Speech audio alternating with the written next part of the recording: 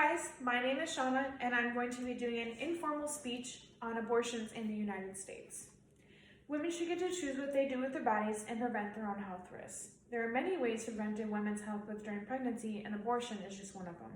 Abortions in America is a safe and optional procedure for women, and restricting women from having abortions can be unsafe and put the mother at risk. By restricting abortions, it can cause postpartum depression, which is a long-lasting depression that is harmful for women and child. It can interfere with a mother's ability to care for herself and her child. It may become difficult to do daily tasks for herself and her child. It can also cause harmful thoughts about the child and herself. Full-term pregnancy can be harmful to mother because she can have a stroke during labor. Women can also have high risk of heart disease, diabetes. Pregnancy can cause sleeping problems, shame, guilt, high blood pressure. The child can also be born with birth defects, any problems of medical past records. Abortions in the U.S. is a safe and optional procedure for women. Restricting women from being able to have an abortion causes women's health to be at risk during pregnancy and labor. Abortions are a safe medical procedure. They offer a pill that you can take. They also have a medical insertion that acts as a vacuum and sucks the embryo out from inside.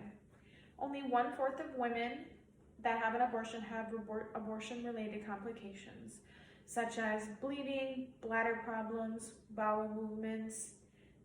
They are performed in clinics, doctors' offices, and hospitals. Women who do not get access to abortions can have health risks during pregnancy.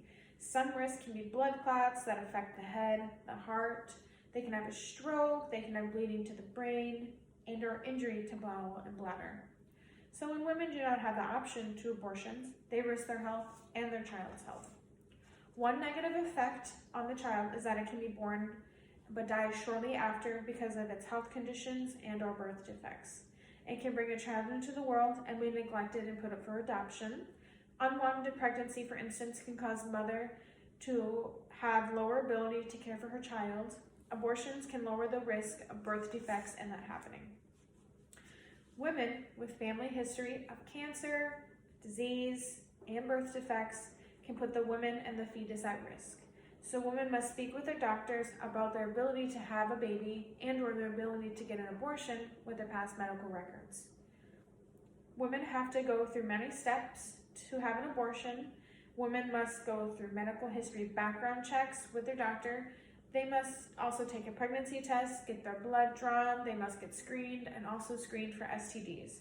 Women must talk about the pain management during the procedure and their options, which include local anesthesia, oral medications, and sedation. Women must go through counseling before and after an abortion can be performed. They must have a 6-month checkup with their doctor and their therapist so that their health can be evaluated, their physical and their mental health. Abortions keep women in control of their bodies, letting women choose if they want to have a child or not, and it can advance for women and her future. It can give her the option of her future.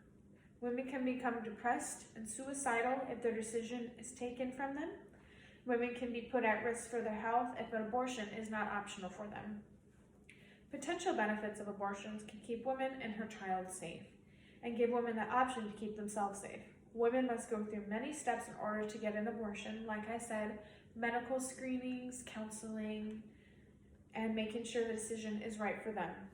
There are health risks women can have that affect her life during pregnancy. Restricting abortions can cause depression of women and make them feel out of control of their bodies. Women should get to decide if they want a child or not, and abortion keeps that option open for them. Abortion keeps women's health risk low and their mental health intact. Letting women pick her future can keep her alive and healthy. It is a woman's right to protect her body and keep it safe. It is important for women to have access to health care before, during, and after pregnancy to see if risk of health complications are there. I feel that I am credible to talk about this because I have done lots of research on this. I have done many papers throughout my college history. I have gone to group counseling for this. I have also talked with a lot of young women about this.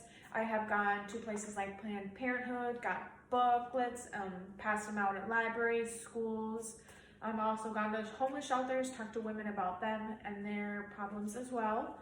So I feel like I'm very incredible to talk about this. Made it 5 minutes.